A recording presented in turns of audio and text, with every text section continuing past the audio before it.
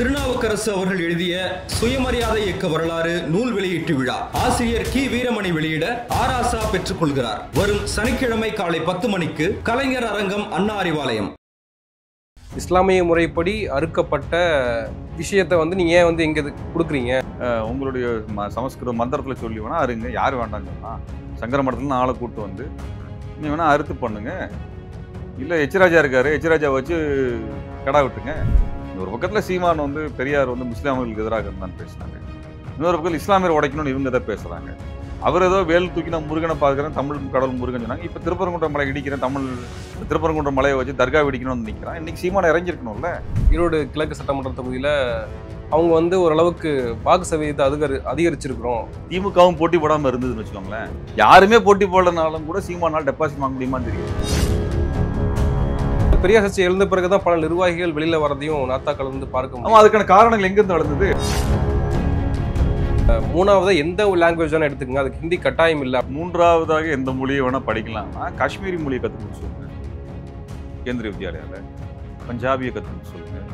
இல்லை மற்ற மாநிலங்களுக்கு பயணிக்கும் போது பஸ்ல பார்க்கும்போது மற்ற ஊர்ல முதல்ல பஸ் விட சொல்லுங்க. உத்தரப்பிரதேச பீகார்ல பஸ்ஸே கிடையாது இவனுங்க. முதல்ல அங்கெல்லாம் ரோடு போட்டு பஸ் போடுங்கடா.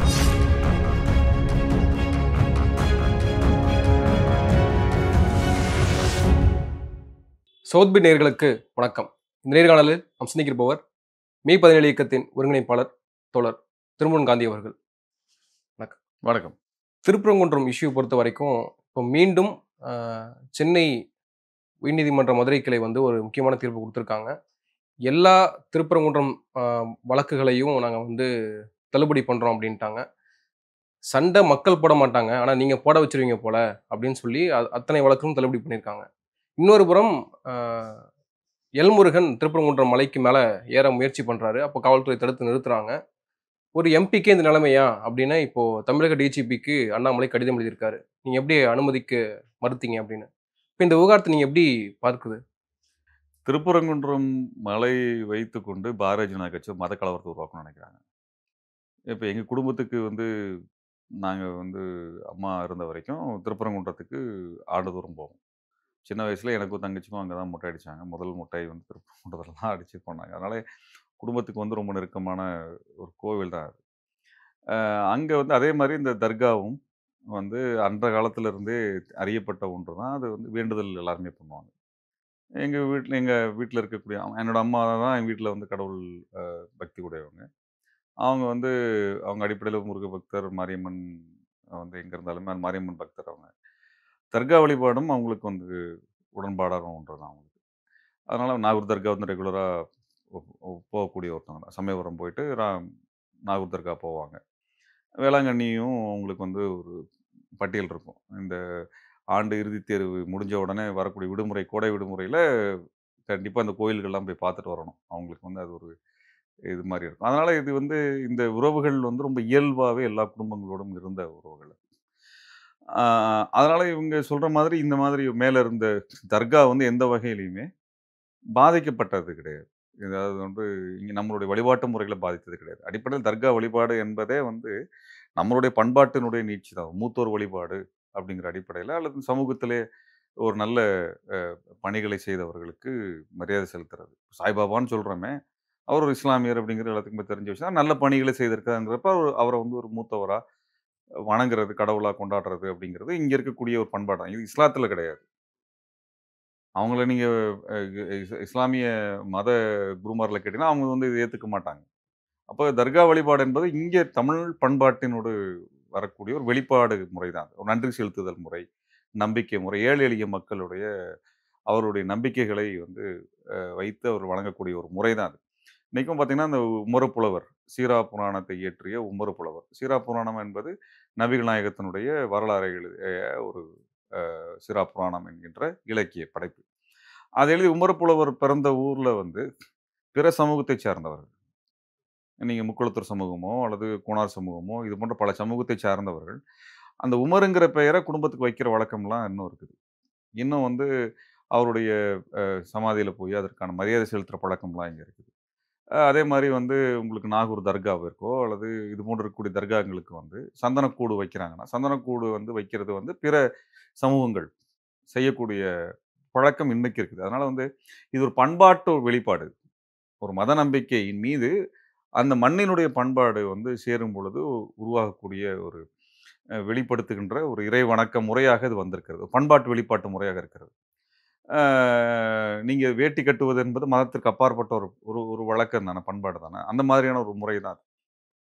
அப்படி இருக்கும் பொழுது இது வந்து இது இந்த மாரி இணைப்பாக நிற்கிறது வந்து ரொம்ப இயல்பாக எல்லாராலும் ஏற்றுக்கொள்ளப்படக்கூடிய, இன்னும் சொல்லப்போனா ஒரு இணக்கமான ஒரு அரசியலுக்கான ஒன்று. இல்ல இப்படி நீங்க சொன்னீங்க இல்லையா? அதாவது இந்துக்களும் போய் அங்க வழிபடுவாங்க. சிக்கந்தன் தர்காவுக்கு வந்து வேண்டிக்கிட்டு ஆடு பலி கொடுத்து அங்கேயே உரிச்சு சாப்பிடுற பழக்கமும் இந்துக்கள் உண்டு. பண்ணியிருக்காங்க அப்படின்றப்ப, அவங்களையும் என் முட்டாள்கள்னு நண்பர்கள் போயிருக்காங்க. இப்ப என்னோட நண்பர்கள், கல்லூரியில படிக்கக்கூடிய நண்பர்கள், என்னோட படிச்சவங்க, பக்கத்து வீட்ல இருந்தவங்க எல்லாம் நீங்க மதுரையில இருக்கிறீங்கன்னா, இது உங்களுக்கு தெரிஞ்ச விஷயம் தான். இல்ல அந்த இந்துக்கள் முட்டாள்னு விமர்சனம் பண்றாங்கல்ல. அது வந்து என்னன்னா, இவங்க வந்து சனாதன முறைப்படி வந்து பார்ப்பன முறை தான் சனாதன முறை. சனாதன முறை, இந்து முறை என்று எல்லாத்துக்கும் பொதுவானதாக்குறாங்க. சனாதன முறை என்பது வேத வழிபாட்டு முறையில, உங்களுக்கு ஸ்மிருதி, ஸ்ருதி என்று அவர்களுக்கு இருக்கக்கூடிய இந்து ஆரியர்களுடைய ஒரு ஒரு மத சடங்குகள், முறைகள் இருக்கு இல்லைங்களா? அதத்தான் அவங்க சனாதனம்னு சொல்றாங்க. அது இங்க இருக்கக்கூடிய பெரும்பான்மையான பூர்வகுடி மக்களுக்கு வராது. இந்தியாவினோட பூர்வகுடி மக்கள திராவிடர்கள்னு நம்ம சொல்றோம். சரிங்களா? அதாவது ஆரியர் அல்லாத மக்களை திராவிடர்கள் என்று சொல்லக்கூடிய வழக்கம். அல்லது ஆரிய பழக்கத்தை ஏற்றுக்கொள்ளாதவர்கள், ஆரிய பண்பாடை ஏற்றுக்கொள்ளாதவர்கள். அவர்கள் வந்து இந்த முறைகளை ஏற்றுக்கொள்ளவர் கிடையாது. இப்ப சனாதன முறை அப்படின்னு அவங்க சொல்லக்கூடிய முறையே முழுக்க முழுக்க ஆரிய பார்ப்பனர்களுக்கான முறை. அவர்களுடைய பழக்கவழக்கங்கள் முறை. அதை வந்து மத்தவர்கள் மேல அவங்க திணிக்கணுன்றது தான் அவங்களுடைய ஆர்எஸ்எஸ்னுடைய அஜெண்டா, பாரதிய ஜனதா கட்சியினோட அஜெண்டா. அவர் பேசுறது ஆளுநர் பேசக்கூடிய சனாதன முறை எல்லாமே வந்து நம்மளுக்கான வழக்க முறை கிடையாது. நம்மளுடைய சங்க இலக்கிய காலத்துல இருந்து சரிங்களா? நீங்க பக்தி இலக்கிய காலத்துல கூட நீங்க எடுத்தீங்கன்னா கூட சனாதனம்ங்கிற வார்த்தை அடிப்படையிலலாம் எந்த படைப்புகள் நம்மளுக்கு கிடையாது. அப்ப இது நம்மளுடைய இது கிடையாது. இது வந்து ஆரிய பார்ப்பனர்களுக்காகவும், இன்னும் சொல்லப்போனா ஆரிய சமூகத்திற்காக உருவாக்கப்பட்ட ஒரு முறை, வழக்க முறை தான். அதற்குள்ளாக நம்மளை அடிமைப்படுத்துகின்ற ஒரு முறை தான் சனாதன முறையா சொல்றாங்க. இப்ப நம்ம ஆடு, கோழி பலியிடுதல் அப்படிங்கிறது நம்ம படையல் இடக்கூடிய ஒரு வழக்க முறை தான். நம்மளுக்கு வந்து பொங்கல் படையல் இடுகின்றோம். நாம் வந்து எதை வந்து விளைவிக்கிறோமோ, அத வந்து படையலிடுற பழக்கம் வந்து நம்மளுக்கு உண்டு. மூத்தோர்களுக்கு படையலிடுறோம். தாய் தந்தையருக்கு அவர்கள் வந்து காலமானாங்கன்னா, அவங்களுக்கு வந்து படையலிடுகின்றோம். அதுதான் குலதெய்வங்களுக்கு நம்ம படையலிடக்கூடிய முறை. படையலிடுகின்ற முறை வந்து ஆரியர்களுக்கு கிடையாது. சரிங்களா? அவங்க எல்லாத்தையும் நெருப்புல போட்டு எரிப்பாங்க. நாம வந்து படைக்கிற வழக்கம் உண்டு. நம்மளுக்கு படைத்தல். அவங்களுக்கு வந்து எல்லாத்தையும் நெருப்புக்குள்ள அக்னி குண்டத்துல, ஹோமகுண்டத்துல போடுவாங்க. பட்டு புடவையே அதில போட்டு எரிக்கிறத நம்ம வந்து பார்த்துருக்கோம். இல்லைங்களா? அப்ப அவங்களுக்கு வந்து அது எரித்தல்.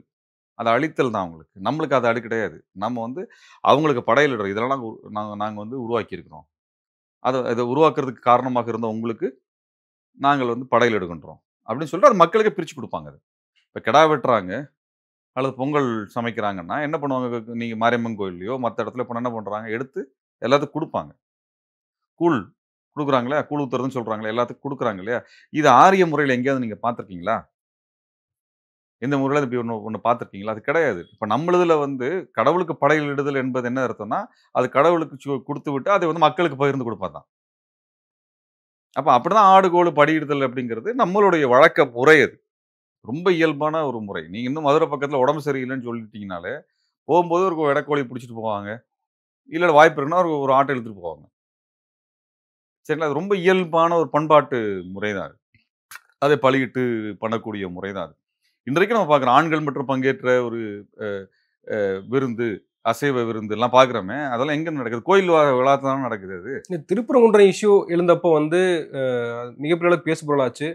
பாஜக தரப்புல இருந்து, இந்து இந்து முன்னணி தரப்புல இருந்து மிகப்பெரிய அளவுக்கு கூட்டத்த பழங்கானத்தத்துல கூட்டி காமிச்சாங்க. அப்போ அதன் பிறகு வந்து இந்துத்துவ சக்திகள் வந்து தமிழ்நாட்டுல அதிகரிச்சுட்டாங்க. இல்ல வந்து அதற்கான ஆட்கள் வந்து உருவாகிட்டாங்க அப்படின்லாம் சொல்லப்பட்டுச்சு இல்லையா? அப்ப அது இல்லையா அப்போ? அதாவது என்னன்னாங்க, வெகுமக்கள் கோரிக்கை வேற. இது போன்ற மதவெறியை தூண்டுகின்றவர்களுடைய செயல்பாடுகள் என்பது வேற. இவர் வந்து கட்சி உறுப்பினரா இருக்கிறவங்கள கூட்டிக் கொண்டு வந்து இந்த மாதிரியான ஒரு ஒரு பிரச்சனையை செய்வது. நீங்க அப்படி செஞ்சாங்கன்னா, இந்த மாரி ஒரு கோரிக்கை நான் வாழ்க்கையில அங்க மதுரையில இருக்கக்கூடியவங்க யாரும் இப்படி சொல்லி நான் கேட்டதில்ல. யாருமே மதுரையில இப்படி ஒரு கோரிக்கைய வச்சு சிக்கந்தர் தர்கா இடிக்கணும்லாம் யாரும் சொல்லி வந்து நம்ம கேட்டதே கிடையாது. ஏன்னா, மதுரைக்கு இஸ்லாம் வந்தது இன்றைக்கு அல்ல. 1000 வருடங்களுக்கு முன்பாக வந்த ஒன்று தான் அது. மாறவர்மன் சுந்தரபாண்டியன் காலத்திலேயே வந்து அங்க இருக்கக்கூடிய காஜிமார் பள்ளிவாசல் என்பது வந்து மாறவர்மன் சுந்தரபாண்டியன் குடுத்த இடம். கட்டுவதற்காக குடுத்த இடத்துல தான் வந்து விரிவாக்கப்படுகிறது. அப்ப இதெல்லாமே அவர்கள் ஆதரித்து வளர்த்த ஒன்று தான் அது.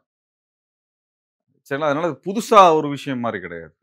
இவங்க சொல்ற மாதிரியான புது விஷயமாகவோ, இங்க வந்து திணிச்சு பண்ணணும். நம்ம வந்து எல்லாத்தையும் அரவணைத்த பண்பு தான் தமிழர்களுடைய பண்பாகவே இருக்குது. இங்க அந்த திருப்பரங்குன்றம் மலைய எடுத்துட்டா சமண பள்ளிகள் அங்க இருக்குது.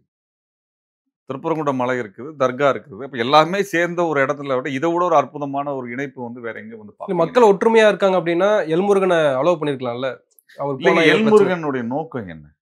எல்முருகன் வந்து என்ன சொல்லணும்னா, பிஜேபில ஒரு மினிஸ்டரா இருக்காரு. இதுவரைக்கும் தமிழ்நாட்டுக்கு பண்ண நல்லதுன்னு இதுவரைக்கும் எதுவுமே சொல்லல.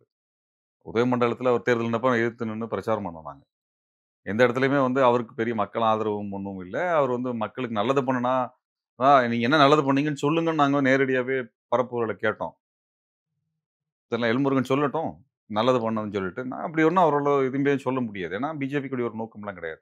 அப்ப இந்த முறை இருக்குல்ல, இப்ப தர்கா முறை அப்படிங்கிற ஒரு முறை வந்து வழிபாட்டு முறைங்கிறது நம்ம தமிழர்களோடு ரொம்ப நெருக்கமாக இருக்கக்கூடிய ஒரு பண்பாட்டு முறை தான் அது. அப்ப நீங்க இஸ்லாமியர்களும், இங்க இஸ்லாமியர் அல்லாத வெகு மக்களுமான இங்க இருக்கக்கூடிய தமிழ் வழிபாட்டு முறையும் வந்து இணைந்த ஒன்று இது. இப்ப நீங்க வந்து கோணியம்மன் கோவில் தேர் வந்து கோயம்புத்தூர்ல ரொம்ப பிரசித்தியானது இல்லைங்களா? அப்ப கோணியம்மன் கோவில் தேர் வருதுன்னா, அந்த டவுன் ஹால் ரோட்ல வந்து திரும்புற இடத்துல அத்தர் ஜமாத் இருக்கும். சரிங்களா? அத்தர் ஜமாத்துல நின்னு அதுக்கு மரியாதை செலுத்துவாங்க அவங்க. இஸ்லாமியர்கள் வந்து மரியாதை செலுத்துவாங்க. அந்த தேரும் நின்னுட்டு போகக்கூடியது ஒரு வழக்க முறை இருக்குது. உங்களுக்கு வந்து பேரூர் கோவில், பாடல் பெற்ற தலம் அது. மிக பழமையான ஒரு கோவில் அது. அ அது வந்து அந்த தமிழ் சமூகம் அங்கே நிலை பெற்றதனுடைய ஒரு வடிவமாக அந்த கோவில் வந்து நீண்ட காலமாகவே மக்களால் போற்றப்படுகின்ற ஒரு கோவில் அது. அந்த கோவில்ல இன்றைக்கும் காலையில முதல் வழிபாட்டு நிகழ்வு தீவட்டி சலாம் தான். அந்த தீவட்டி சலாம்னா என்னன்னா, இப்ப 2 தீவட்டிய எடுத்து அவருக்கு வந்து ஆண்டவனுக்கு வந்து மரியாதை செலுத்துவாங்க. அங்க வந்து பட்டீஸ்வரர். அந்த ஈஸ்வரன் பேர் பட்டீஸ்வரன். அந்த அம்மன் வந்து பச்சை நாயகி அம்மன் சொல்லுவாங்க. பட்டீஸ்வரன்னா என்னது ஆடு, மாடு என்ற கால்நடைகளை குறிக்க சொல்லி தான் பட்டி, அடைத்தல் அப்படிங்கிறது. சரிங்களா? அது வந்து என்னன்னா ஒரு மேய்ச்சல் நிலம் அது. அது விவசாய நிலம். நீங்க தஞ்சை மாரி ஒரு டெல்டா கிடையாது அது. இந்த பேர் வந்து ஒரு வித்தியாசமான ஒரு பேரு. பட்டீஸ்வரர் அப்படிங்கிறது என்னுடைய பின்னணியே வந்து அதுதான். சரிங்களா? கால்நடைகளை கொண்டாடக்கூடிய, கால்நடை வளர்த்தக்கூடிய ஒரு சமூகம். முல்லை நிலமும், குறிஞ்சி நிலமும் சேர்ந்த பகுதி அது. சரிங்களா? அது இன்னும் சொல்லப்போனா, அந்த நொய்யல் ஆற்றங்கரையில தான் அந்த கோயில் இருக்கும். சரிங்களா? பச்சை நாயகி என்பது என்னது? உங்களுக்கு புல்வெளி. புல்வெளியில தானே உங்களுக்கு மேய்ச்சல் நிலமாக உங்களுக்கு இருக்கக்கூடிய இடம். அதுதான் அந்த இடம் அது. இன்னைக்கும் போனீங்கன்னா, அது அப்படிப்பட்ட ஒரு வ வளமான பகுதி. ரொம்ப அழகா இருக்கும் அது சொன்னது. இப்ப எப்படி மாறி இருக்குன்னு எனக்கு தெரியல. நான் கல்லூரி காலம் தான் அந்த பக்கத்துல தொடர்ச்சியா எங்களோட நேரங்கள்ல செல்ல போனா, அது இயல்பாவே ஒரு மேய்ச்சல் நிலப்பகுதி. அதை தான் வந்து பச்சை நாயகி அம்மனாகவும், பட்டீஸ்வரனாகவும் சொல்லக்கூடிய அந்த இறைவனுக்கு வந்து தீவட்டி சலாம் அப்படிங்கிறது காலையில முதல்ல பண்ணுவாங்க. இந்த தீவட்டி சலாம்ங்கிறது என்னன்னா, திப்பு சுல்தான் அங்க வந்த பொழுது, பட்டீஸ்வரனுக்கு முதல் மரியாதையாக நான் என்னுடைய இதுலருந்து நீங்க மரியாதை குடுங்கன்னு சொல்லி, அவருடைய உத்தரவின் பேரில், அவருடைய நிதி உதவியின் பேராக நடத்தப்பட்ட வழக்கம் தான், கிட்டத்தட்ட 200 ஆண்டுகளாக நடத்தப்படுகின்ற தீவட்டி சலாம். அப்ப இங்கே வந்து நம்மளுக்கும் இஸ்லாமியர்களுக்குமான உறவு என்பது ஒரு நீண்ட நெடிவு. இது மாரி தமிழ்நாடு முழுவதும் ஏகப்பட்ட உறவுகள வந்து நம்ம சொல்ல முடியும். இப்ப இந்த உறவுகள தமிழர்கள் வந்து இஸ்லாமியராவோ, கிறிஸ்தவராகவோ அல்லது நம்மளுடைய நாட்டார் வழிபாட்டு முறைகளாவோ, தமிழர் சமய முறைகள்ல நான் இந்து மதம்ன்னு சொல்ல மாட்டேன் தமிழர்கள். தமிழர்கள் வந்து நாட்டார் சமய வழிபாட்டு முறை கொண்டவர்கள் தான். எ எங்க குடும்பத்துக்கு இருக்கக்கூடிய குலதெய்வங்கள். இந்த குலதெய்வங்கள் ஆரியர்களுக்கு கிடையாது. ஆரிய பார்ப்பனர்களுக்கு கிடையாது. இவங்க சொல்லக்கூடிய இந்து மதம் சனாதனம் சொல்றாங்க. அவங்களுக்கு அது கிடையாது. இது எங்களுடைய நம்ம தமிழர்களுடைய தனித்துவமான ஒரு வழிபாட்டு முறையினுடைய நீட்சியாக இது இருக்குது. அப்ப நம்ம நாட்டார் வழிபாட்டு முறையில தான் நாங்கலாம் வரோம். நம்ம எல்லாருமே அப்படிதான் இருக்கிறோம். சரிங்களா? அப்ப இங்கே இந்த வழிபாட்டு முறையில இங்க இருக்கக்கூடிய சமணர்களோ, பௌத்தர்களோ, அல்லது கிறிஸ்தவர்களோ, இஸ்லாமியர்களோ, சைவர்களோ, வைணவர்களோ இவங்க எல்லாத்தினுடைய இணைப்பாக இந்த நிலம் வந்து இருக்குது. எதுவாக இருந்தாலும், நீ கும்புறது எந்த கடவுளாக இருந்தாலும் கூட, தமிழர்ங்கிறது அடையாளம் அது. தமிழ் மொழி தான் இங்க நம்மளுக்கான பிரதானமான அடையாளம் அது. அப்ப இந்த இணைப்பை உடைச்சோம்னா, பாஜக உள்ள எளிமையா வர முடியும். நீங்க தமிழர்களாக ஒன்றிணைஞ்சு நிக்கிறதுங்கிறது, இது உடைச்சோம்னா வெறுமனே ஓட்டுக்காக மட்டுமே இல்லைங்க. இங்க வந்து வணிகம் இருக்குது. தமிழ்நாடு வந்து இந்தியாவிலே மிகப்பெரிய அளவுக்கான ஒரு உற்பத்தி மையம் அது. மிகப்பெரிய ஒரு எக்கானமி இது. பொருளாதாரம். அப்ப இந்த பொருளாதாரத்தை கைப்பற்ற வேண்டும் என்றால், இந்த பொருளாதாரத்துக்குள்ள இயங்கக்கூடிய சமூகமாக பார்த்தீங்கன்னா, இஸ்லாமிய சமூகம் இருக்கிறது. இங்க இருக்கக்கூடிய தமிழ் சமூக மரபுகள் இருக்குது. சரிங்களா? நம்மளுக்கு காலங்காலமாகவே இங்க இருக்கக்கூடிய ஒரு வணிக சமூக கட்டமைப்பு ஒண்ணு இருக்குது நம்மளுக்கு. சரிங்களா? அந்த வணிக சமூக கட்டமைப்ப உடைக்கணும். அப்படின்னா, நீங்க வந்து தமிழர்கள 2 கூறா பிரிக்கணும். இல்ல அடுத்துக்கு அடுத்துக்கு போயிட்டாங்களே. இப்போ ஹலால் முறை அப்படின்றது வந்து ஏற்கனவே கிளப்பப்பட்ட ஒன்று தான். இப்போ மறுபடியும் வந்து இப்போ ஹோட்டலில் வந்து ஹலால் முறைப்படி செய்யக்கூடிய இஸ்லாமிய முறைப்படி அறுக்கப்பட்ட விஷயத்த வந்து நீங்க ஏன் வந்து எங்க குடுக்குறீங்க? இது யார் பெர்மிஷனோட பண்றீங்க? இப்ப இந்துக்களும் வராங்க இல்லையா? இப்ப இந்துக்களை பெர்மிஷன் கேட்டு தான் நீங்க எல்லாம் சப்ளை பண்றீங்களா? அப்படின்ற ஒரு கேள்விய இப்போ ராமசீனிவாசன் எழுப்புறாரு. ஹலால் முறை என்பது ஒரு வெட்டுகின்ற முறை, அல்லது வந்து அது என்ன சொல்லப்போனா அந்த விலங்குக்கு வலிக்காம ஒரு விஷயத்த அறுக்கக்கூடிய அ பண்ணக்கூடிய ஒரு முறைதானே ஒழிய, ஓதுறாங்க. ஆ ஓதிட்டு தான் சரி பண்றாங்க. ஓதி பண்ணிட்டு போணும். வேணா நீங்க வேணா உங்களுடைய சமஸ்கிருத மந்திரத்துல சொல்லி வேணா அறுங்க. யாரு வேண்டான்னு சொன்னா? அறுக்க வேண்டியது தானே! சங்கர மடத்துல ஆள கூட்டு வந்து, நீ வேணா அறுத்து பண்ணுங்க. இல்ல எச்ராஜா இருக்காரு. எச்ராஜாவ வச்சு கெடா வெட்டுங்க. வெட்ட சொல்லுங்க. பண்ணுவாங்களா? நம்மளுக்கு வந்து அ உணவா தான் அத வந்து பார்க்குறோம். நம்ம வந்து ஒரு உணவா தான் பார்க்குறோம். ஏன் ஹலால் வந்து மத்தவங்க சாப்பிட்டா குடல் போகாதாம்மா அவருக்கு? ராமசீனிவாசனுக்கு அவ்ளோ பிரச்சனையா இருக்குதுன்னா, அதான் சங்கரன் படத்துல போய் நல்லா சாப்பிட சொல்லுங்க போயிட்டு. இல்ல KFC போய் சாப்பிட சொல்லுங்க. அமெரிக்காக்காரன்ட்ட போய் வாங்கி சாப்பிட சொல்லுங்க. அமெரிக்காவுக்கு தான் அடிமையா நிக்கிறாங்கல்ல. அமெரிக்க அடிமையா தான் போய் நிக்கிறேன். கை கால்ல தான் சங்கிலி போட்டு உட்காச்சிருக்கான்ல. அங்க போய் நின்னு அவன் கம்பெனில போய் நின்னு போய் சாப்பிட சொல்லுங்க. இங்க வந்துட்டு இந்த மாதிரியான மத ரீதியாக ப பண்றது இருக்கு இல்லையா? அதெல்லாம் எந்த வகையிலும் ஏத்துக்கொள்ள முடியாது. இப்ப இங்க வந்து திட்டமிட்டு ஒரு கலவரத்த கொண்டு வரதுக்கு அந்த ராமசீனிவாசன் போன்றவர்கள். இவங்கலாம் வந்து சமூக விரோதிகள். தமிழர் விரோதிகள். இவங்க தமிழ்நாட்டுக்கு நல்லதுன்னு சொல்லி பண்ணுனது ராமசீனிவாசன் தான் நல்லது பண்ணியிருக்காரா? இல்ல எச்.ராஜா இத்தன நாள் அரசியல்ல இருக்கிறாரே, ஏதாவது நல்லது பண்ணியிருக்காரா? அல்லது எல். கணேசன் இருக்கிறாரு, ஏதோ நல்லது பண்ணியிருக்கிறாரா? அல்லது அண்ணாமலை ஏதாவது நல்லது பண்ணியிருக்காரா? தமிழிசை இருக்கிறாங்களே, இப்படியே பெரிய பட்டியல் வரும். அண்ணன் எல். முருகன் வந்து அமைச்சரா இருக்கிறாரு. பொன் ராதாகிருஷ்ணன் வந்திருக்காரு. இவங்க எல்லருந்து யாராவது ஒரு தமிழ் சமூகத்துக்காக நின்னு போராடி கிராடி ஏதாவது பண்ணியிருக்காங்கன்னு ஏதாவது பட்டியல் ஒண்ணுமே சொல்ல முடியாது. இப்ப இவங்க தமிழ்நாட்டுக்கு தேவையே இல்லாதவங்க. தமிழ்நாட்டுக்கு தேவையே இல்லாத ஒரு ஒரு ஒரு ஒரு குழுவாக இயங்கிட்டு இருக்கிற இவங்க வந்து இங்க வந்து நம்ம தமிழ்நாட்டுக்குள்ள வந்து ஒரு வடநாட்டானுக்காக இங்க வந்து நமக்குள்ளார வந்து பிளவ கொண்டு வர்றாங்க. காலங்காலமா மதுரை நகரம்ங்கிறது எவ்வளவு பழமையான நகரம். எத்தனை ஆண்டு கால பழமை கொண்ட நகரம் அது. தமிழர்களுடைய உழைப்பினரும், தமிழர்களுடைய செழுமையிலயும் வந்து சங்கம் வளர்த்த தமிழ் வளர்த்த அந்த மதுரையில வந்து இத்தனை காலமா இணைஞ்சு நிக்கக்கூடிய தமிழர்கள வந்து மத ரீதியா கூறு போடுறதுக்காக ஒருத்தன் வர்றான்னா, எப்படி அனுமதிக்க சொல்றீங்க? அப்ப பார்த்துட்டுலாம் சும்மா இருக்க முடியாதுல்ல. பார்த்துட்டு எப்படி சும்மா இருக்க முடியும்? அழகர் அதனால மலைய வெட்டுறதுக்கு டங்ஷனுக்கு பெர்மிஷன் குடுத்ததும் பாஜக தான். திருப்பரங்குன்றம் மலைய ஆமா மீட்டெடுக்கவும். நீங்க வந்து அந்த அ அ அரிட்டாப்பட்டி மலை வந்து நம்மளுக்கு பண்பாட்டு தலம் அது. மதுரை சுத்தி இருக்கக்கூடிய தலங்கள்லாம் முக்கியமான தலங்கள். எல்லாமே மலையை கொண்டவை தான். சமண மலைகளாக சமண படுகைகள் இருக்கக்கூடிய அடையாளங்கள் இருக்குது. தொல்லியல் அடையாளங்கள் இருக்கக்கூடியது. அப்ப இன்னைக்கு பார்த்தோம்னா கீழடி பார்க்குறோம் இல்லையா? அப்ப கீழடி அகழாய்வுக்கோ, அல்லது பொருந்தலுக்கோ, அல்லது உங்களுக்கு அ ஆதிச்சநல்லூருக்கோ நீ என்ன பணத்த ஒதுக்குன? ஒன்றிய அரசு என்ன பணத்த ஒதுக்குச்சு? ஆதிச்சநல்லூர் ரிப்போர்ட்டே வரவிடாம தடுத்தாங்க. தமிழருடைய தொன்மையும், பழமையும் வெளியில வராம தடுத்ததே வந்து பாரதிய ஜனதா கட்சி தானே! இப்ப தமிழ்நாட்டுக்கு விரோதின்னா, தமிழனுடைய எதிரி அப்டின்னா, 1ஆம் நம்பர் அப்டின்னு வரலாற்றில எழுதி வைக்கணும் பாரதிய ஜனதா கட்சி தான் எழுதி வைக்கணும். நம்ம காங்கிரஸின் மீதான கோபம் ஒரு 2009ல பண்ணுனது இருக்கு இல்லையா? அன்னைக்கு பாஜக சேர்ந்து நின்னு தானே அது பண்ணாங்க. இல்லையா? இன்றைக்கும் வந்து இலங்கையில வந்து ராஜபக்ஷ அரசுக்கும், அதுக்கு அடுத்து வந்த மைத்திரிபால அரசுக்கும், அதற்கு அடுத்து இருக்கக்கூடிய ரணில் அரசுலருந்து எல்லாத்துக்குமே கைகோர்த்து நின்று தமிழருக்கு எதிரா வேலை செய்யக்கூடியவங்க இதே மோடி அரசு தான். அப்ப இது வந்து அடிப்படையில தமிழ்நாட்டுக்குள்ள இருக்கக்கூடிய ஒற்றுமையை உடைக்க வேண்டும். ஒரு பக்கத்துல சீமான் வந்து பெரியார் வந்து முஸ்லிம்களுக்கு எதிராக இருந்தான்னு பேசினாரு. இன்னொரு பக்கத்துல இஸ்லாமியர் உடைக்கணும்னு இவங்க தான் பேசுறாங்க. அவர் ஏதோ வேல் தூக்கி நான் முருகன பார்க்கிறேன், தமிழ் கடவுள் முருகன் சொன்னாங்க. இப்ப திருப்பரங்குன்றம் மலை இடிக்கிறேன், திருப்பரங்குன்றம் மலைய வச்சு தர்கா இடிக்கணும்னு வந்து நிக்கிறான். இன்னைக்கு சீமான் இறங்கியிருக்கணும்ல. நீங்க தானே முருகன் நீங்க தானே அரசியலுக்குள்ள மதத்த வந்து பேசுனீங்க. மாநில கட்சியில யார் பேசுனா? இவர் தானே வந்து முதல்ல வேல தூக்கிட்டு வந்து அப்படி குதிக்கிறேன், இப்படி குதிக்கிறேன், தமிழ் கடவுள் ஆச்சா போச்சான்னார்ல. அங்க சிக்கந்தர் மலைய இடிப்பேன், திருப்பரங்குன்றத்துக்காக நான் பண்றேன்னு சொல்லி மதவெறியன் வந்தப்ப நீங்கலாம் வந்து இறங்கி நின்றுக்கணும். இது ஒரு நாடக கோஷ்டி. இது அதோட பெரிய நாடக கோஷ்டி. 2ம் வந்து ஒருத்தருக்கு ஒருத்தர் இவர் வந்து முருகனை கொண்டு வந்து அரசியலுக்குள்ள இணைச்சு வேலை செஞ்சது யாரு? இவங்கலாம் முருகன் பாட்டு தனியா இருந்தாரு. முருகன் பாட்டு தனியா இருந்தாரு. ஞானப்பழத்துல அப்பா வந்து அண்ணனுக்கும், தம்பிக்குமான சண்டைக்குள்ள நடந்த பாலிடிக்ஸ பார்த்துட்டு அவர் பாட்டுல அமைதியா அரசியலே வரல அவரு முருகன். இல்லையா? இவர் என்னடான்னா அரசியல் இழுத்து கொண்டாந்து முருகன கொண்டாந்து விட்டு பண்ணணும்னா, முருகன் தமிழர்களுடைய என்ன சொல்றது? ஒரு ஒரு ஒரு திணை சார்ந்த ஒரு அடையாளம். சரிங்களா? அது முருகன் அப்படிங்கிறதுக்கான பல்வேறு அர்த்தங்கள் வந்து சொல்லப்பட்டிருக்குது. அது பல்வேறு குறியீடுகளாக அது இருக்குது. இல்ல நீங்க சொன்ன அந்த நாடக கோஷ்டி தானே இன்னைக்கு ஈரோடு கிழக்கு சட்டமன்ற தொகுதியில அவங்க வந்து ஓரளவுக்கு வாக்கு சதவீதத்தை அதிகரிச்சிருக்கிறோம். பெரியாரை திட்டி விமர்சனம் பண்ணி நாங்க வந்து 10,000த்துல இருந்து இன்னைக்கு 24,000க்கு வந்திருக்கோம் அப்படின்னு சொல்றாங்கல்ல. அதாங்க, அதிமுக போட்டி போடல, தேமுதிக போட்டி போடல, பாமக போட்டி போடல, அமமுக போட்டி போடல, பாஜக போட்டி போடல. திமுகவுக்கு எதிர்க்கட்சியாக இருக்கக்கூடிய எந்த கட்சியும் போட்டி போடாம, திமுக மேல மக்களுக்கு இத்தனை விமர்சனங்கள் இருக்குது. இல்லையா?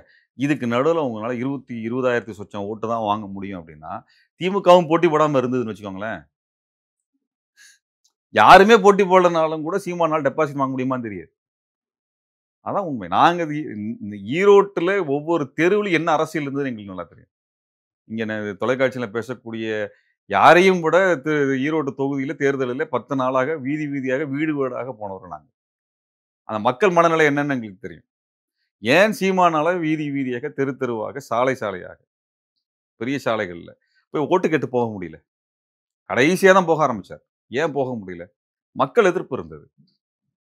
மக்கள் எதிர்ப்பு அங்க இருந்தது. 2வது விஷயம் பெரியார் அவர் விமர்சிச்சதுனால அந்த எதிர்ப்பா இல்ல வேற காரணங்களா? பெரியாரை விமர்சிச்சதை தெரிந்தவர்கள் எதிர்ப்பு தெரிவிச்சாங்க. ஒரு தரப்பு மக்களுக்கு வந்து இவர் பேசுனதே தெரியாது. ஏன்னா அந்த மக்கள் கடுமையா உழைக்கக்கூடியவங்க. காலையில 7, 8 மணிக்கே வந்து நீங்க போனீங்கன்னா வீடு பூட்டி இருக்கும். அவங்க எல்லாம் மில்லுல வேலை பார்க்க போயிருவாங்க. இரவு 8 மணிக்கு மேல வருவாங்க. அவர்களுக்கு வந்த நேரத்துக்கு மேல கொஞ்ச நேரம் ஓய்வு எடுத்துட்டு அடுத்த நாள் வேலைக்கு தயாராகுவாங்க. ஆனா இவர் என்ன பேசுறாருன்னே தெரியாது. நாங்க போய் அங்க பல இடங்கள்ல நின்னு, பல பகுதிகள்ல நின்னு பேசும் பொழுது தான் அந்த மக்களுக்கு இப்படி பேசினாருங்கிறது தெரிஞ்சிருக்குது. அதுல பலர் நேரடியா வெளியில வந்து எங்ககிட்ட வந்து நேரடியா வந்து கை குடுத்தே வந்து எங்களுக்கு வந்து சொன்னாங்க. நீங்க சொன்னது எங்களுக்கு தெரியல.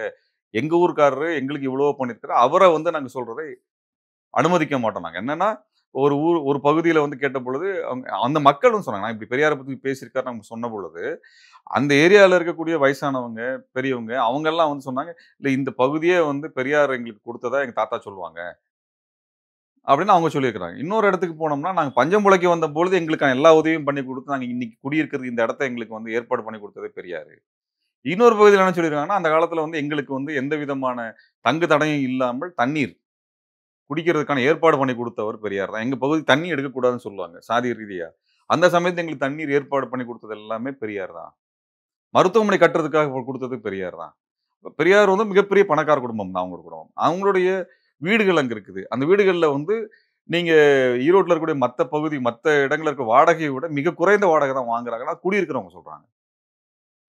இப்படி அங்க இருக்கக்கூடிய மக்கள் ஏதோ ஒரு வழியில வந்து பெரியாரோட குடும்பத்தோடும், பெரியாரினாலும் பலனடைந்தவர்கள், நேரடியாக பயனடைந்தவர்கள். அவர்கள் பெரும்பாலானோருக்கு இவர் என்ன பேசினாருங்கிறது தெரியாது. இவர் பொதுக்கூட்டம் போட்டு அங்க பேசினதெல்லாம் வீடியோல எல்லாருமே டிவில காமிச்சாங்க, நியூஸ்ல காமிச்சாங்க. அதெல்லாம் எங்கன்னா, மக்கள் யாருமே இல்லாத ஒரு பகுதியில பொதுக்கூட்டமா போட்டு, இவர் எல்லா பகுதியிலும் இவர் 300 பேர கூட்டிக் கொண்டு வந்து, இவர் ஒரு கல்யாணத்துல தங்க வச்சிருந்தாரு. இப்ப நீங்களே களத்துல இருந்தீங்க. நீங்களும் வந்து அங்க போட்டி போட்டு பிரச்சாரம்லாம் பண்ணீங்க. இப்போ உங்க தரப்புல இருந்து அந்த ஈரோடு கிழக்கு சட்டமன்ற தொகுதி எப்படி பார்க்கிறது? ஏன்னா, இந்த 24 வாக்குகளும் அது பெரியாருக்கு எதிரான வாக்குகளா தானே அவங்க சொல்றாங்க. இல்ல, அது உண்மை இல்ல. அது என்ன நடந்துச்சு சொல்லுங்க கேட்டீங்க. அதான் சொல்றேன், இவர் 300, 400 பேர கூட்டிட்டு வந்து மண்டபம் தங்க வச்சிருக்கிறாரு. ஈரோடு பஸ் ஸ்டாண்ட் பக்கத்துல தான் இவங்களுடைய கட்சி அலுவலகம். அது பெரிய கல்யாண மண்டபம். அந்த 300, 400 பேர் தான் இவர் பொதுக்கூட்டம் நடக்கிறதுக்கு போவாங்க. அவங்க தான் அங்க நின்னு கை தட்டுவாங்க. அந்த இடத்துக்கும் பொதுக்கூட்டத்துக்கும் சம்மந்தமே இருக்காது. சரிங்களா? அவர் பாட்டுல நின்னு பேசுவாரு. அவர் எல்லா டிவிலயும் என்னன்னா ஈரோடு மக்களுக்கு சீமான் என்ன தேர்தலுக்கு என்ன பேசினாருங்கிறது, சீமான் பேசினது டிவில வந்து டிவில இருந்து WhatsAppக்குள்ள வந்தா தான் உண்டு. இவர் போய் வீதியில எல்லாம் போய் நின்னு பெரியார பத்தி பேசினா அடிச்சு தொரத்தி விட்டுருப்பாங்க. இல்ல அப்ப அவங்க அவங்க சொல்றாங்களே, இந்த மக்கள் பாருங்க இவ்ளோ இத்தன கூட்டம் கூடியிருக்கு, காசு கூட்டமெல்லாம் இவங்க குடுக்காம கூட்டிட்டு போனது. இங்க சொல்லுங்க பாப்பாங்களா எங்ககிட்ட. நாங்க சொல்றோம். எங்க இருந்து எத்தன பேர் போனாங்க நாங்க சொல்றோம். எல்லா இடத்துலயும் இவர் கூட்டிட்டு போய் எந்தெந்த இடத்துல கூட்டம் நடந்துன்னு சொல்றேன். கடைசியா ஒரு இடத்துல வந்து பிபி அக்ரஹாரம்ன்ற இடத்துல வந்து இஸ்லாமியர் பகுதி கூட்டம் நடத்துறாங்க. அங்க வந்து பெரியார் படத்த வந்து அவங்க சாட்டை துரைமுருகன் கிழிக்கிறாரு. உடனே அங்க இஸ்லாமிய இளைஞர்கள் நேரடியா சண்டைக்கு போறாங்க. அவர்கள காவல்துறை தடுத்து கொண்டு போகுது வெளிய.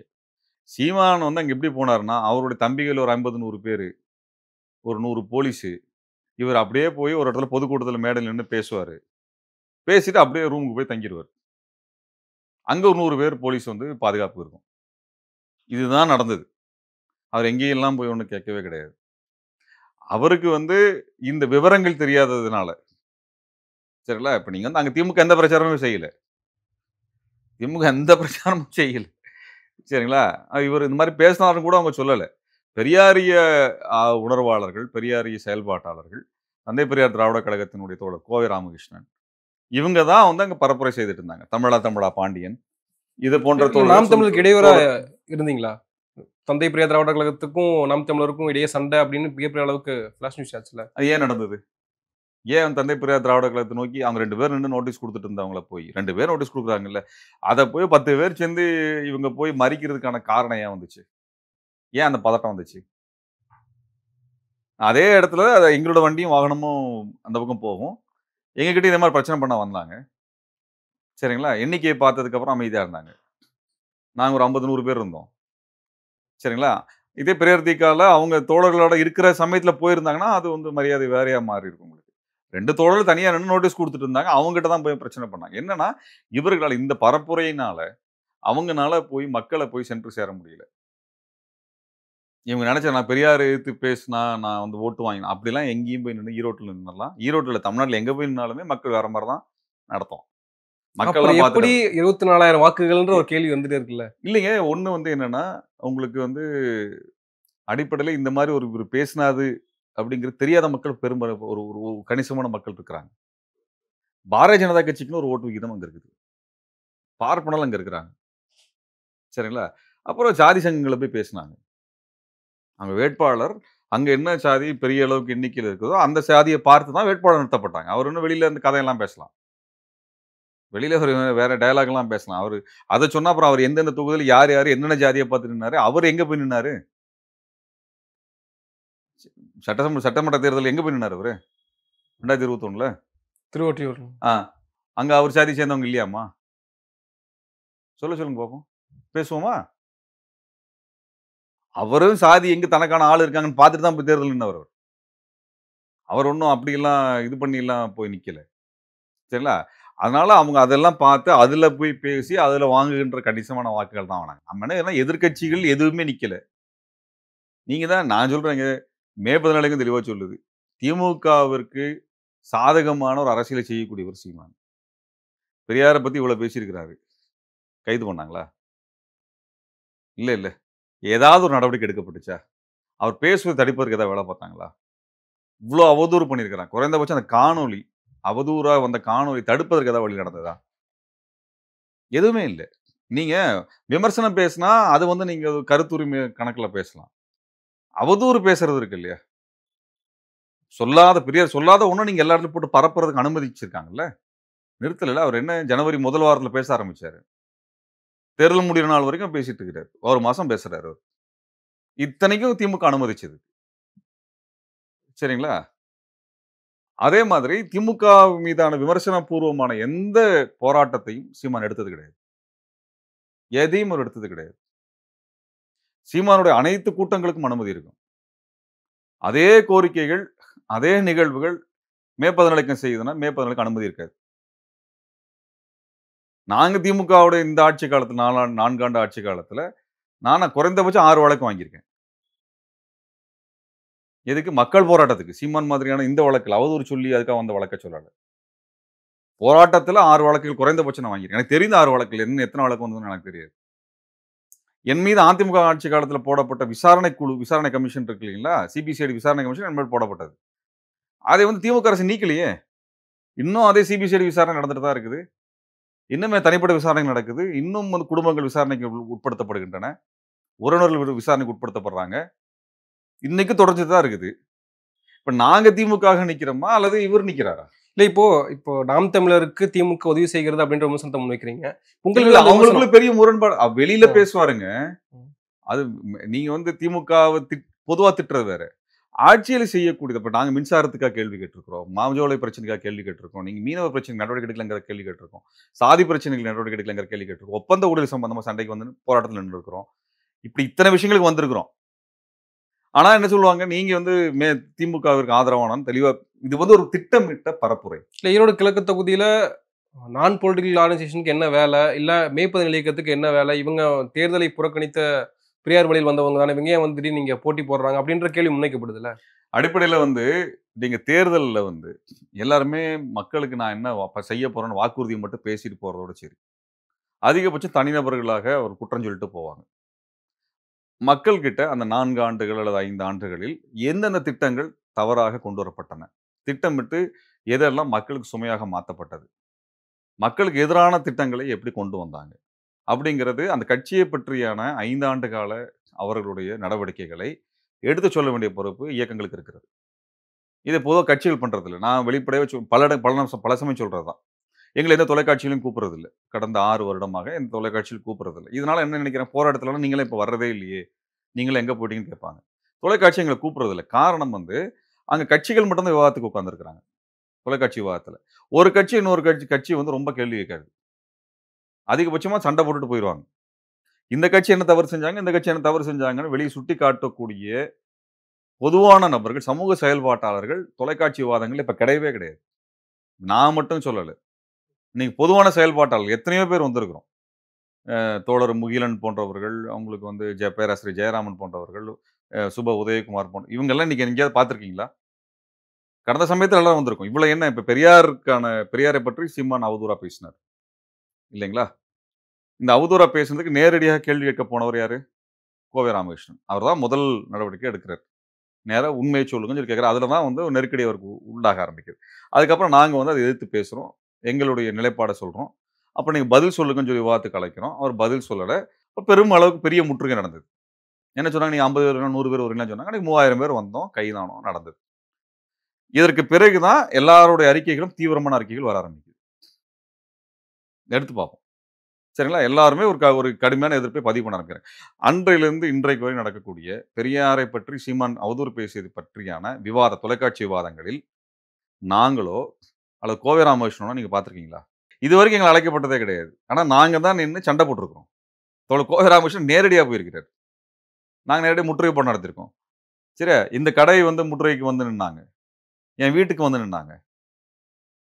சரிங்களா? சொல்லாம வந்து நின்னாங்க. வரட்டும். வந்தா அவங்களுக்கு வந்து போதிய அ உணவு எல்லாம் தமிழர்கள் தானே! நாங்க குடுத்துட்டு போறோம். சொல்லாம வந்தாங்க. ஆனா நான் இல்லாம போயிட்டேன் நான். ஆனால் இத்தனை எதிர்ப்ப வீதியில் நின்னு செஞ்சோம். அதோட விடல. நேரடியா தேர்தலுக்கு போய் பரப்புரை செய்து இவர அம்பலப்படுத்தி, நாங்க அன்னைக்கு அம்பலப்படுத்தி அங்க ஈரோட்டுல பிரச்சாரம் செஞ்சு அந்த மக்களுக்கு சொல்லலைன்னா, இன்னொரு 15, 20,000 ஓட்டு அவர் வாங்கியிருப்பார். இத நான் சொல்லல. சீமானே பேசுறாரு. 40,000 ஓட்டு வாங்க எதிர்பார்த்தேன் அப்படின்னு. சரிங்களா? இது உள்ளுக்குள்ள அங்க ஈரோட்ல வேலை பார்க்குற எல்லாருக்குமே தெரியும். அவர் 40, 50,000 வாக்குகள் வாங்குவார்ன்னு எதிர்பார்த்தாங்க. அப்ப அந்த இடத்துல அந்த ஊர்ல போய் நின்னு அம்பலப்படுத்தினது யாரு? தமிழ் தேசிய கூட்டணியிலிருந்து தோழர் குடந்தை அரசன், கே.எம். ஷெரீப் வந்தாங்க. தோழர் குடந்தை அரசன்ல இருந்தா ஒரு வேட்பாளர நிறுத்தினாரு அவரு. சரிங்களா? அவங்கள ஆதரிச்சு அந்த மேடையில நின்னு தான் இவர அம்பலப்படுத்தி நாங்க வந்து பேசினோம். தோழர் கோவை ராமகிருஷ்ணன் வந்து பரப்புரை செஞ்சாங்க. தோழர் சுந்தரவல்லி பரப்புரை செஞ்சாங்க. தமிழா பாண்டியன் பரப்புரை செய்தாங்க. இதுபோல மற்ற பெரியாரிய தோழர் வந்து பரப்புரை செய்தாங்க. இவங்க எல்லாருமே சேர்ந்து பரப்புரை செய்ததுனால தானே அவர் அம்பலப்பட்டாரு. இல்லன்னா நம்ம ஈரோட்ல பெரும்பகுதி மக்களுக்கு இவர் இப்படி பேசினாருன்னே தெரியாம ஓட்டு போட்டிருப்பாங்க. அப்ப இன்றைக்கு சீமானுடைய வாக்கு விகிதம் குறைந்ததில்ல. இப்ப நாங்க ஒரு 150, 200 பேர் இன்னும் வேலை செய்றோம். 10 நாள் எந்த எதிர்பார்ப்பும் இல்லாம நாங்க வேலை செய்றோம். எங்க தோழர்களுக்கு வந்து 3 வேளை உணவெல்லாம் கிடைக்கல. அந்த அளவுக்கு கூட எங்களுக்கு வழி இல்ல. சரிங்களா? கிடைக்கிறத சாப்பிட்டுட்டு வேலை பார்த்தாங்க தோழர்கள். சரிங்களா? அப்படிதான் அந்த பரப்புரை செய்து தான் அவரோட வாக்கு விகிதம்ன்றது இன்னைக்கு குறைஞ்சது. 45, 50,000 வாக்குகள் வாங்கியிருக்க முடியும்னு நெனப்புல தான் அவர் அவ்வளோ திமிரா பேசினார். அன்றைக்கு அவர் பேசின பொழுது அவர் உடல் மொழி என்னவா இருந்தது? இன்னைக்கு என்னவா இருக்குது? அன்னைக்கு எவ்வளோ திமிரா பேசினார், இன்னைக்கு எப்படி பேசிட்டு இருக்கிறார்? இதை நான் நடத்தி காட்டியவர்களுக்கு எந்த தொலைக்காட்சி விவாதத்திலும் இடம் கிடையாது. இதுதான் தமிழ்நாட்டுடைய நிதர்சனமான நிலை. நான் வெளிப்படையா சொல்றேன். தொலைக்காட்சி நிறுவனங்கள் ஏன் வந்து களத்துல செயல்படக்கூடியவர்கள் நிராகரிக்கிறார்கள்? இருட்டடிப்பு செய்கிறார்கள். வெளிப்படையா சொல்றேன். இருட்டடிப்பு இந்த செய்கிறார்கள். குறிப்பா இந்த பெரியார் சர்ச்சை எழுந்த பிறகுதான் பல நிர்வாகிகள் வெளியில வரதையும் நாத்தாக்கள் வந்து பார்க்க ஆமா, முடியும். அதுக்கான காரணங்கள் எங்கிருந்து வளர்ந்தது? இப்ப சீமான் பெரியாரை பத்தி பேசின பொழுது, எல்லாரும் மேலோட்டமா கடந்து போன பொழுது, நாங்களும் அமைதியா கடந்து போயிருந்தோம்னு வச்சுக்கோங்க. சரிங்களா? நாங்களும் அமைதியா கடந்து போயிருந்தோம்னா, அவர் பேசிட்டே இருந்திருப்பார். சீமான எதுக்கு போய் பெரிய மனுஷன் ஆக்கணும்னு நெனச்சு போயிருப்பாங்க. இதானே பேசுனாங்க பல பேரு. அவர் 8% ஓட்டு வாங்கியிருக்கிறாரு. பல லட்சம் வாக்குகள் விழுந்திருக்கு. அப்ப அந்த மக்களுக்கும், அந்த கட்சியில இருக்கக்கூடிய இளைஞர்களுக்கும் தவறான கருத்த கொண்டு போய் குடுக்குறாரு, விதைக்கிறார். அப்ப எல்லாருமே அமைதியா கடந்து போயிருந்தாங்க. அப்ப நாங்க போராட்டம் பண்ணாம இருந்திருந்தோம்னா, எல்லாரும் அமைதியா கடந்து போயிருக்க மாட்டாங்க. எப்ப தீவிரமான அறிக்கைகள் வந்தது? எப்ப எல்லா கட்சி தலைவர்களும் அறிக்கை குடுத்தாங்க? எல்லா கட்சியும் அறிக்கை குடுத்தாங்க இல்லையா? எப்ப நடந்தது அது? பாரதிய ஜனதா கட்சி தவிர, அனைத்து கட்சியும் ஏன் அண்ணாமலை என்ன பேசினாரு? கொஞ்சம் அதிகமா பேசிட்டாரோன்னு பேசினாரு. பெரியாரை பற்றி அதிகமா சீமான் எப்ப சொன்னாரு அது? ஆ அது யார் உருவாக்கி கொடுத்தா? அது யார் வந்து அந்த இதை வந்து சாத்தியப்படுத்தினா? திமுக எப்படி பண்ணுச்சு? பேசினாங்களா அவங்க? களத்துல நின்னு இப்ப மக்கள்கிட்ட சொன்னாங்களா அவர் இப்படி பண்ணாங்கன்னு? அவர் எந்த தேர்தலுக்காக பெரியாரை கொச்சைப்படுத்தினாரோ, எந்த தொகுதிக்காக அவர் பெரியாரை கொச்சைப்படுத்தி, எந்த தேர்தல் கணக்குக்காக அவர் அதை செய்தாரோ, அந்த இடத்தில், அந்த களத்தில் தோற்கடித்தோம். இனிமேலும் தோற்கடிப்போம். நீங்க எங்க மேல சந்தேகப்பட்டீங்கன்னால், சரியா நீங்க தான் செஞ்சது வந்துச்சா அப்படின்னு நீங்க கேட்கலாம். நான் தோற்கடிக்க தயாராவே இருக்கிறோம். யாரெல்லாம் அந்த மாதிரி இருக்காங்களோ அவங்க இவருன்னு மட்டும் இல்ல, யாரா வேணா இருக்கட்டும். ஏன்னா நாங்க 2024 நாடாளுமன்ற தேர்தல்ல போய் அண்ணாமலைக்கு எதிரா நின்னு சண்டை பிடிக்கலையா நாங்க?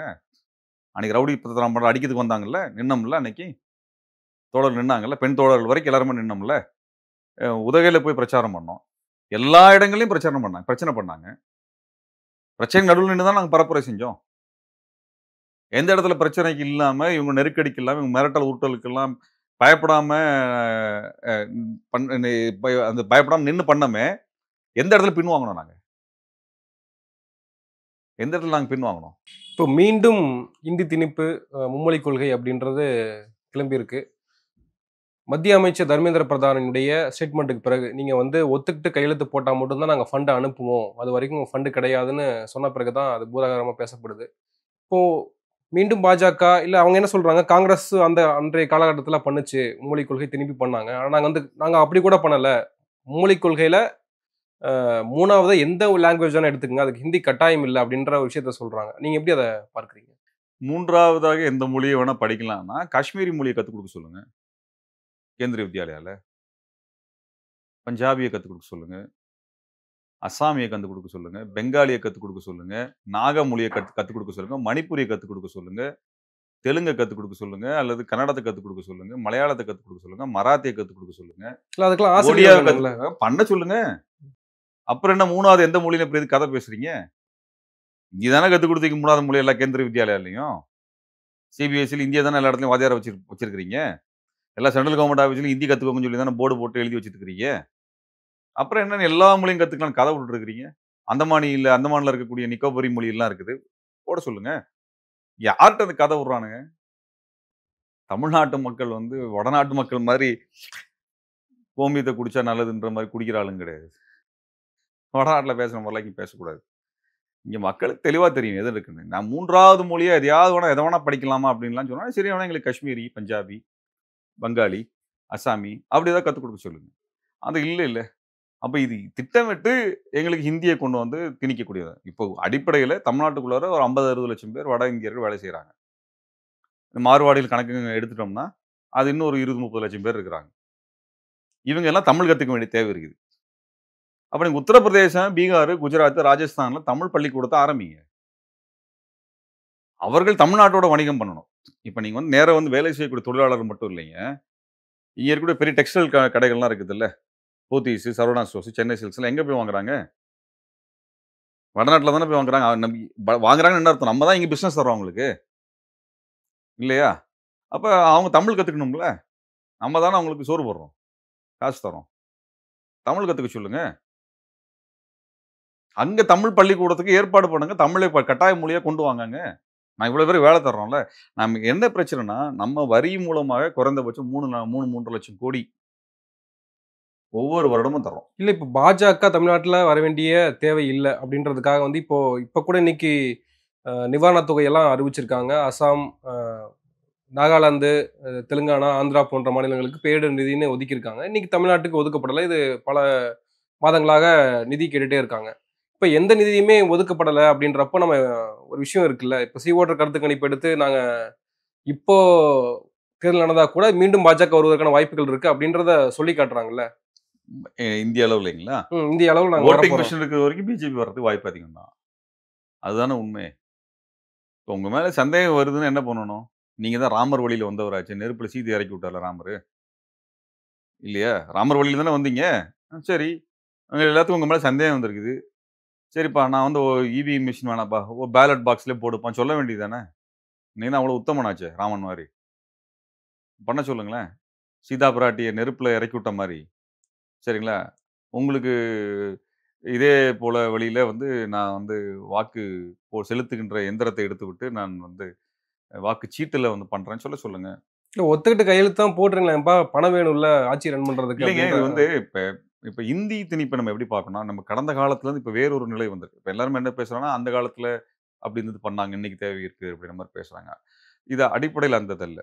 இப்ப வந்து இயல்புலயே உங்களுக்கு இந்தியை வந்து நீங்க தாய்மொழியா வச்சிருக்கிறவனோட, இந்திய கத்துக்கொண்டு பேசுறவங்க போனீங்கன்னா, நீங்க இந்தியிலேயே சிந்திக்கக்கூடியவர். பிறந்ததிலிருந்து தாய்மொழியில சிந்திக்கக்கூடியவன். வெளிப்படுத்துற முறை, பேசுற முறையும், இந்திய கத்துக்கிட்டு பேசுற முறையும் ஒன்றாக இருக்குமா? வாய்ப்பில்ல. அப்ப நீங்க இயல்பாவே என்னவாயிர்றீங்க? ஒரு தேர்வுலயோ, மத்திய அரசு தேர்வுல இந்திய வைத்து எழுதக்கூடிய தேர்வுகள்லயோ, அல்லது இது குறித்தான ஒரு விவாதங்கள்லயோ, இயல்பாவே நீங்க 2ஆம் தர குடிமகனா மாறிர்றீங்க. நான் என்ன கேட்கிறேன்னா, இந்திய விடுங்க. பிரிட்டிஷ்காரன்ட்ட போய் இங்கிலீஷ்ல போட்டி போட்டுருவீங்களா நீங்க? சொல்லுங்க. பிரிட்டிஷ்காரன்ட்ட போய் இங்கிலீஷ்ல நம்ம போட்டி போட முடியுமா? அவன் மொழியில இன்டர்வியூ எழுதட்டும். இன்டர்வியூ சொல்லட்டும். நம்மளும் வந்து இங்கிலீஷ் மொழியில இன்டர்வியூ குடுப்போம்னா, யார் ஜெயிப்பா? நம்ம ஜெயிப்போமா? அவன் ஜெயிப்பானா? இன்னைக்கு வாய்ப்பு இல்லல்ல. அப்ப மொழி என்பது வந்து வெறுமனே ஒருத்தருக்கு ஒருத்தர் பேசி ஒரு விஷயத்த வியாபாரம் பண்ணிக்கிறதுக்கான விஷயம் மட்டும் இல்ல. சிந்திக்கிற முறைக்கு ரொம்ப முக்கியமானது. அப்ப சிந்தித்து செயல்படக்கூடிய இடங்களில் எல்லாமே, இன்னொருத்தரோட தாய்மொழியில தான் நான் செய்யணுன்ற இடம் வந்துச்சுன்னு வச்சுக்கோங்களேன், அங்க நான் தோத்து போவேன். தோத்து போறதுக்கு வாய்ப்பு அதிகமாகும். அவனுக்கு வாய்ப்பு அதிகமா இருக்கும். இப்ப இப்படி மாத்தி வச்சுக்குவோம். இந்தியா முழுக்க தமிழ்ல பரீட்சைங்க. தமிழ்ல இன்டர்வியூ இருக்குது. தமிழ்ல தான் எல்லா திட்டங்களுக்கும் பேர் வைக்கிறோம். சர்வ சிக்ஷா அபியான் அப்படிலாம் இல்லாம, ஒரு தமிழ் பேர் நல்ல தமிழ் பேர் இருக்கு. சரிங்களா? அவ்வை கல்வியகம் அப்படின்னு வச்சோம்னா, யூபிக்காரன் வாயில நுழையுமா அது? அப்ப யூபியில கூடிய தமிழ் ஆளுக்கு எப்படி தெரியும்? "ஏய் அப்பா! தமிழ் மொழி நம்ம மொழியில இருக்குது." அப்படின்றப்ப அவனுக்கு இருக்கக்கூடிய உற்சாகம் என்னவா இருக்கும்? சரிங்களா? ஹிந்திக்காரனுக்கு என்னவா இருக்கும் அது? நீங்க ஐஏஎஸ் எக்ஸாம்க்கு ஃபைனல் பேச போறீங்க. சரிங்களா? அங்க உட்கார்ந்திருக்க ஆபிசர் வந்து தமிழ்ல கேட்கிறாரு. "எப்பா சொல்லுப்பா" அப்படிங்கிறாரு. சரிங்களா? அது நம்மளுக்கு உற்சாகமும் நம்பிக்கையும் தருமா? தராதா? நீங்க தமிழ்ல முதல்ல வந்து கிரிக்கெட் கமெண்ட்ரி கேட்டப்ப எவ்வளவு சந்தோஷமா கேட்டீங்க? ஒரு ஃப்ளைட்ல தமிழ்ல சொன்னா எவ்வளவு இதா இருக்கு. இத்தனைக்கும் அது உயிர் போற விஷயம். ஹிந்தியில இங்கிலீஷும் சொல்றான். இங்கிலீஷும் தெரியாது, ஹிந்தியும் தெரியாத ஒரு விமான பயணிக்கு, மனித உரிமை அடிப்படையில உயிர் காக்கக்கூடிய விடயங்கள அவங்க தாய்மொழியில சொல்ல வேண்டிய கட்டாயம் இருக்குது. அதுவே இன்னும் யாரும் வழக்கு நடத்தல. உயிர் போற விஷயம் இல்லைங்களாங்க அது. அது அங்க போயிட்டு நின்னு பரதநாட்டியம் கத்து தர்றாங்க. இல்ல.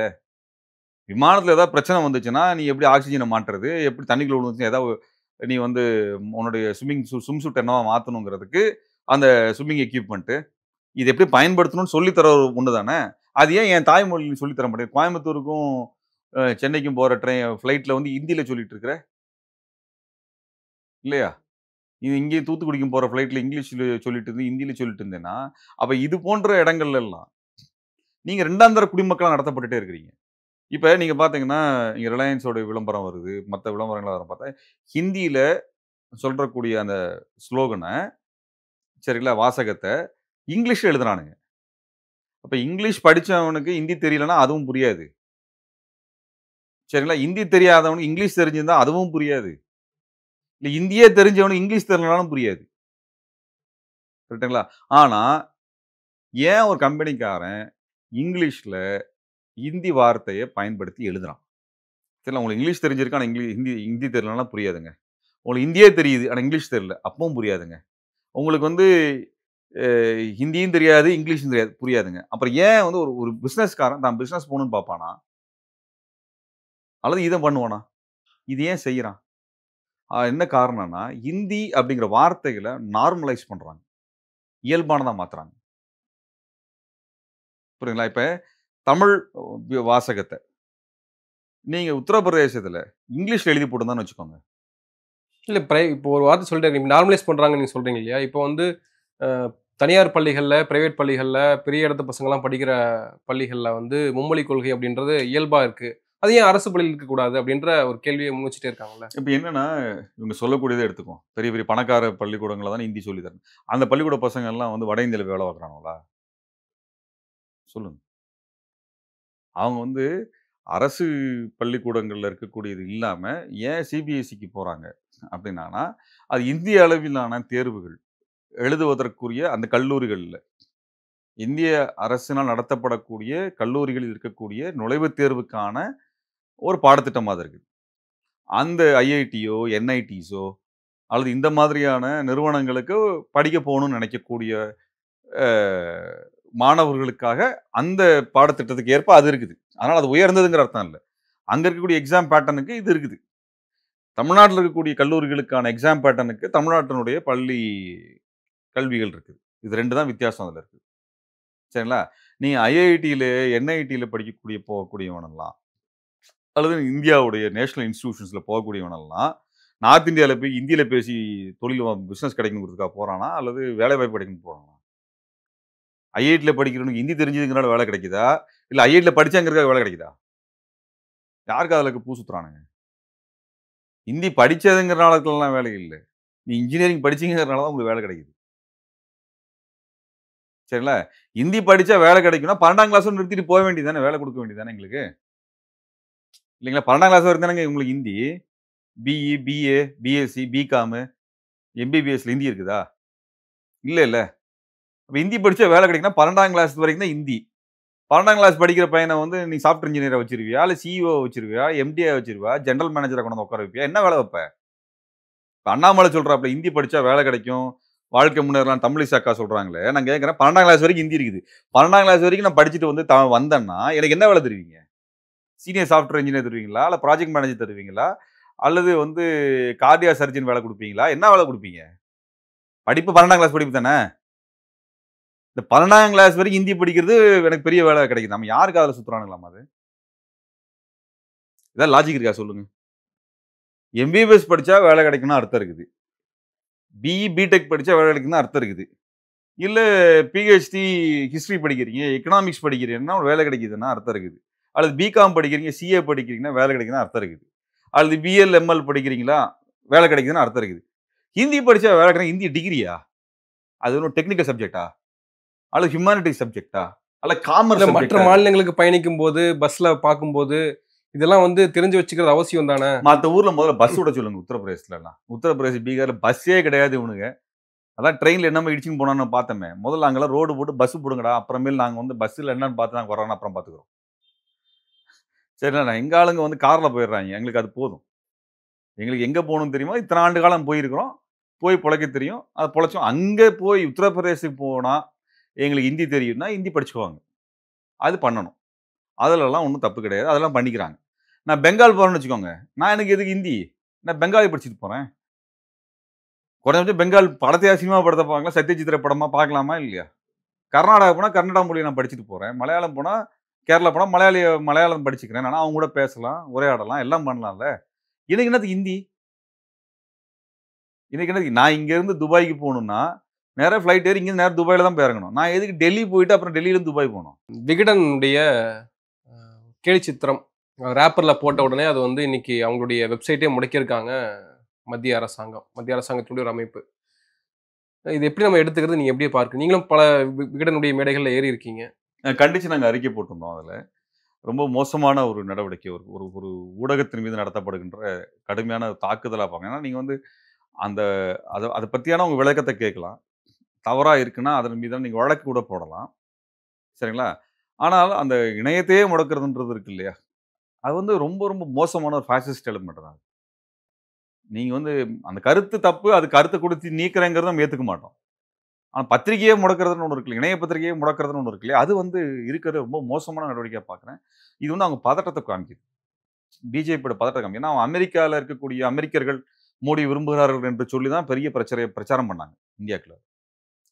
அமெரிக்கால இருக்க இந்தியர்களே வந்து மோடிய விரும்புறாங்கப்பா. அமெரிக்காவோட நெருக்கம் உறவ கொண்டு வந்துட்டாருப்பான்னு தான் சொல்லி தான் பிரச்சாரம் பண்ணாங்க. இன்னைக்கு அமெரிக்காவே இந்த மாரி கையில காலையும் விலங்க கட்டி அனுப்பியிருக்கான். அவன் வந்து என்னன்னா, எனக்கும் உனக்கு சம்பந்தம் கிடையாதுடான்னு சொல்லுவதை காட்டுவதற்காகத்தான் விலங்க போட்டு அனுப்பியிருக்கான்.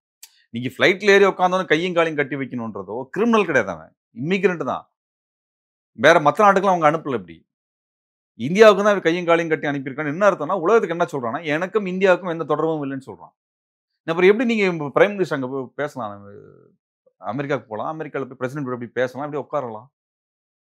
சுயமரியாதை இருக்கா இல்லையா? உங்களோட குடிமகன் இப்படி அனுப்பியிருக்கிறாங்க. அவன் என்ன குற்றம் பண்ணானா? கொலை குற்றம் பண்ணானா? இத்தனையும் எல்லாம் ஹிந்தி தெரிஞ்சவன், ஹிந்தி படிச்சவன், ஹிந்தி தெரிஞ்சவன். அவனை தான் அங்கேருந்து அனுப்பியிருக்கிறாங்க. இங்கே ஹிந்தி படிச்சா வழங்கலாம் வாழலான்றாங்களே, அவனே இங்கே பிழைக்க முடியாது தான் அங்கே போயிருக்கிறான். இப்போ அவனை கையும் காலம் கட்டி குற்றவாளி மாதிரி அனுப்பின பொழுது பிரதமர் அங்கே போயிருக்கூடாதுல்ல, அமெரிக்கா போயிருக்கூடாதுல்ல. அப்போ அதை கண்டிச்சு விகடன் வந்து சுட்டி காட்டுது என்பது ஒரு பத்திரிகையினுடைய வேலை. பத்திரிகையினுடைய வேலை அந்த பத்திரிகை செய்திருக்குது. அவங்க விகடன் பத்திரிகை என்பது பிஜேபியோட வயசானது இல்லைங்களா? அவங்களுக்கு ஒரு நீண்ட கால ஒரு வரலாறு இருக்குது இல்லையா? அவங்க எம்ஜிஆர் காலத்தில் அடக்குமுறை எதிர்கொண்டிருக்கிறாங்க. அந்த மாதிரி அவங்களுக்குன்னு ஒரு வரலாறு இருக்குது அதில். சரி, அந்த பத்திரிகை சொல்லுதா, பத்திரிகை மறுப்பு சொல்லுங்க. அதுதானே இத்தனை பேர் வச்சிருக்கீங்க. அண்ணாமலையில எதுக்கு வச்சிட்டு இருக்கீங்க? பதில் சொல்லுங்க அண்ணாமலைய. அதை விட்டுட்டு அதை வந்து முழுக்க முடக்கிறது என்பது ஃபாசிஸ்டா தான் ரொம்ப மோசமான ஒரு போக்கா பார்க்குறேன். அது எந்த காலத்திலும் அது ஏற்றுக்கொள்ள முடியாத ஒன்றாக தான் இருக்குது. அது சரியான கார்ட்டூன், நல்ல கார்ட்டூனா வந்து பண்ணியிருக்கிறாங்க. ரொம்ப எளிமையா வந்து அது மக்களுக்கு வந்து அது என்னவா இந்தியா இருந்திருக்குது, அவமானப்படுத்தியிருக்கிறாங்க அப்படிங்கிறத வந்து மிக எளிமையா வந்து அவங்க வந்து இது எல்லா மீடியாக்களுக்கான ஒரு எச்சரிக்கையாக கூட இருக்கு இல்லையா? ரொம்ப காலமா எல்லா மீடியாக்கும் எச்சரிக்கை குடுக்குறாங்க. இப்ப எங்கள எதுக்கு எல்லா சேனலையும் கூப்பிடுறது இல்ல?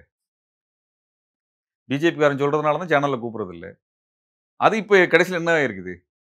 எங்களுக்கு பிடிக்காதவங்கள கூப்பிடாதீங்க, எங்கள பிடிக்காதவங்கள செய்தியாக்காதீங்க, எங்கள பிடிக்காதவங்கள பேட்டி எடுக்காதீங்கன்னு சொன்னது, கடைசில என்னவா இருக்குது? உங்க பத்திரிக்கையவே முடக்குற இடத்துக்கு வந்து நிக்குது. அப்ப பத்திரிகைகள் வந்து தனித்துவத்தோடு நிற்க வேண்டுகிறது என்பது ரொம்ப ரொம்ப முக்கியம். இல்லன்னா நாளைக்கு அவங்களும் கை வைப்பாங்க, அவங்களையும் மூட வைப்பாங்க. அது நடக்க தான் செய்யும். அப்ப யார் ஆதரவா வருவாங்க? அதனால வந்து இது வந்து ரொம்ப மோசமான சூழலா தான் நான் பார்க்குறோம். நன்றி. நிறைய விஷயங்கள பொறுமையா எடுத்து சொல்லியிருக்கீங்க. உங்க நேரத்துக்கு மிக்க நன்றி. மிக்க நன்றி.